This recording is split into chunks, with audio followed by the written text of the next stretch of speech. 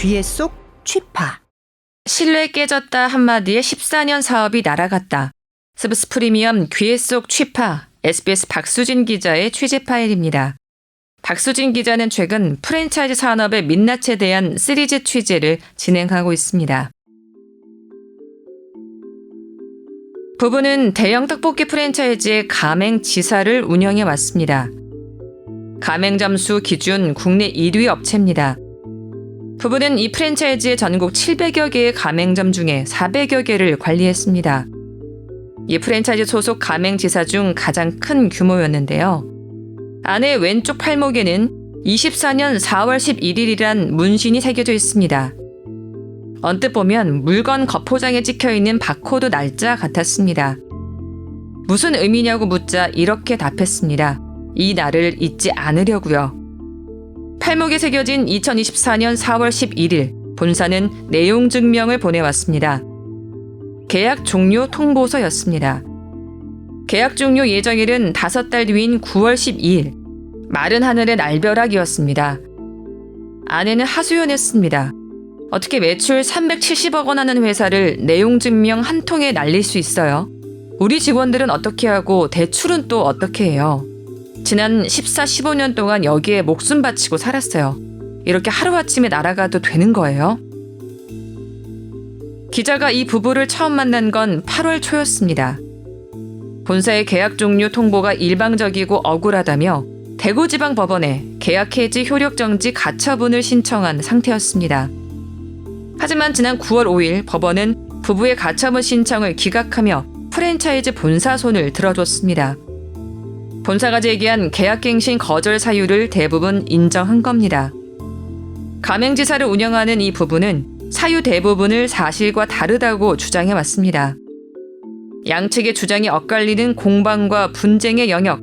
하지만 법원은 이 자체를 놓고 계약 이행이 어려운 상호 신뢰관계 훼손이라고 판단했습니다. 결국 계약은 종료됐습니다. 일주일에 4번, 이른 새벽부터 전국 400여 곳의 가맹점으로 각종 식자재를 배송하기 위해 줄지어 드나들던 물류 트럭들도 9월 10일 이후에 끊겼습니다. 남은 건 더 이상 가동이 어려운 냉동 창고, 일자리 잃은 직원들, 또 100억 원이 넘는 빚이라고 했습니다. 부부는 8월 초 인터뷰 당시 이렇게 말했습니다. 본사 말대로 9월 12일에 나가라고 해서 나가면 저희 회사는 부도나요. 대출이 많고 대출을 상환할 수 있는 시간도 부족하고요. 직원들도 다 일자리를 잃게 됩니다. 오지 않길 바랐던 미래는 결국 현실이 됐습니다. 가처분 기각 결정을 한 재판부의 결정문 말미엔 이렇게 쓰여 있었습니다. 이 사건에서 가맹지사가 입게 될 손해는 금전적 손해배상에 의해 보전될 수 있다. 재판부의 말처럼 손해배상 소송을 제기해 계약 종료로 인해 발생한 손해를 보전받을 가능성도 없는 것은 아닙니다. 하지만 소송엔 시간이 걸리고 소송에서 이기더라도 해지된 계약이 정상화되진 않습니다. 부부가 당장의 손해를 막을 방법은 없다는 뜻입니다. 가맹지사는 일반 소비자의 눈엔 잘 보이지 않는 존재입니다. 프랜차이즈 가맹 사업은 보통 브랜드와 사업권을 가진 본사, 즉 가맹 본부와 일정 비용을 내고 브랜드 운영권을 사서 사업을 하는 가맹점이 협력하는 구조인데, 가맹지사는 본사와 가맹점 사이에 있는 일종의 연결고리입니다. 본사와 지사 계약을 맺은 가맹지사는 본사 대신에 가맹점을 모집 관리하고 그 대가로 수수료나 수익의 일부를 나눠 받습니다. 가맹점 모집은 지사가 하고 계약은 본사와 맺는 경우가 대부분입니다. 본사는 지역을 나누어 지사를 두고 해당 지역의 가맹점 영업과 관리를 맡깁니다. 가맹사업법에선 가맹지역본부라고 정의하고 있습니다. 가맹사업법은 가맹점의 경우는 우선 표준계약서가 있고 계약갱신권을 10년까지 법이 보장합니다. 계약 위반 사실이 발생해도 이를 시정할 수 있는 기회를 제공하는 게 우선입니다. 하지만 이 법은 가맹점주에게만 적용됩니다. 가맹지사는 이 법의 보호를 받지 못합니다. 다시 문제의 떡볶이 프랜차이즈 사례로 돌아가 볼까요? 법원 결정문을 토대로 보면 본사와 A씨 부부가 운영하던 가맹지사는 2010년에 첫 번째 지사 계약을 맺었습니다. 부부는 이 프랜차이즈는 대구에서 시작한 작은 떡볶이 브랜드였고 우리가 지사 사업을 시작할 당시엔 가맹점이 44곳에 불과했다.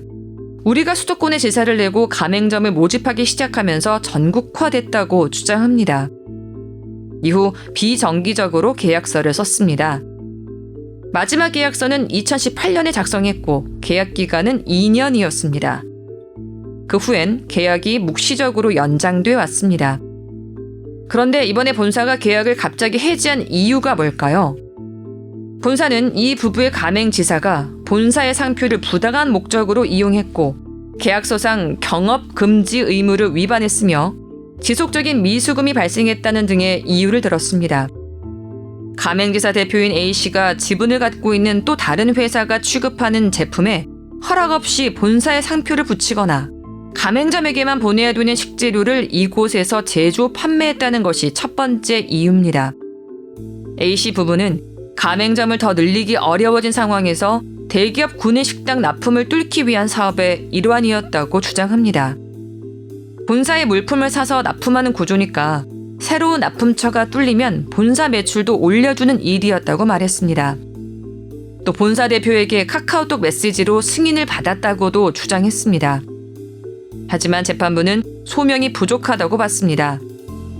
가맹지사가 물건을 먼저 받아가고 매번 대금을 늦게 지불했다는 미수금 건에 대해서는 양측의 주장이 엇갈립니다. 본사는 선입금이 원칙이었다고 말하고 가맹지사는 본사와 합의하에 3주 뒤 대금을 입금하는 게 관행이었다고 주장합니다. 재판부는 3주 간격으로 지사가 입금한 내역보다는 선입금이 원칙이라고 적힌 계약서를 더 중요하게 판단했습니다. 이 부부의 가맹지사 측도 일부 귀책에 대해선 인정하고 있습니다. 상표권 계약 내용을 넘어선 도용행위라는 본사의 주장에 실수한 부분이 있다고 말했습니다. 본사가 계약 종료 통보서를 보내기 몇 주 전에 진행된 한 대기업 주최의 푸드페스타 행사장에서 발생한 일이었습니다. 가맹점을 더 늘리기 어려운 한계에 닥친 상황에서 대기업이나 군부대 같은 곳에 납품을 하기 위해 열심히 영업을 뛰다가 정확하게 알지 못하고 발생한 일이라고 했습니다. 문제가 되면 하지 말라고 얘기해주면 되는 거였는데 바로 계약 해지 통보가 날아왔다고 했습니다. 본사에게 입장을 물어봤더니 해당 행위는 그 성격상 시정이 불가한 것으로 중대한 계약 위반 사항에 해당할 뿐 아니라 형사처벌 대상이 되는 심각한 위법 행위라는 서면 답변이 돌아왔습니다. 떡볶이 프랜차이즈 본사 대표에겐 동생이 있습니다. 국내외 가맹 사업을 담당하면서 가맹 지사장들을 직접 만났고 개인 통장으로 돈을 받고 또 내주기도 했습니다. A씨 부부와 직원들은 그를 작은 사장 또는 부대표라고 불렀습니다. 부부는 기자에게 녹취 몇 개를 들려줬습니다. 대구에 사는 그가 서울에 와서 타고 다닐 차가 필요하다고 요구해서 차를 사서 보내주는 과정이 담긴 녹취도 있었고 당장 내일까지 돈 2억 원을 보내라는 내용도 있었습니다. 부부는 그의 ATM기 신세였다고 말했습니다. 작은 사장이란 그 대표 동생에게 전화를 걸어서 입장을 물어봤더니 돈은 언제 빌렸는지 기억도 잘 안 나는데 아무튼 다 갚았다. 나도 그 사람한테 돈 빌려준 적이 있다. 형제같이 지낸 사이였다. 이번에 차 얘기가 나와서 바로 돌려줬다. 얼마 타지도 않았다. 차 할부금 낸 돈도 물어준다고 얘기했다는 답변이 돌아왔습니다. 본사는 이 갑질 의혹에 대해선 선을 그었습니다. 문제의 부대표가 지난 2017년 이후 경영에서 물러나서 회사의 경영과는 무관한 인물이라는 겁니다. 가맹지사 부부에게 차량과 돈을 받은 부분에 대해선 인정도 부정도 하지 않고 개인 간의 금전 거래라고 정리했습니다.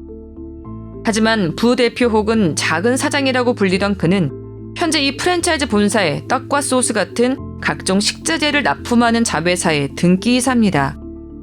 본사가 말한 2017년 이후에도 업무와 관련해서 가맹지사와 수차례 연락을 나눈 전화, 메시지 내역들도 확인됐습니다.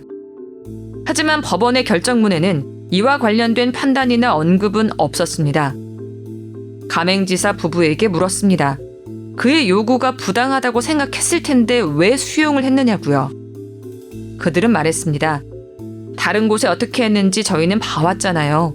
지사를 어떻게 빼앗아 가는지 저희는 봤거든요. 우리도 언제 계약이 해지될지 모른다는 불안감이 있었습니다. 부대표님이 우릴 막아줄 거야. 이런 생각을 했던 것 같아요. 여기까지 SBS 박수진 기자의 귀에 쏙 취파. 저는 SBS 아나운서 이유나였습니다. 스브스 프리미엄 스프 앱을 다운받으시면 이어지는 시리즈 취재 파일과 함께 흥미로운 콘텐츠를 더 편리하게 만나볼 수 있습니다.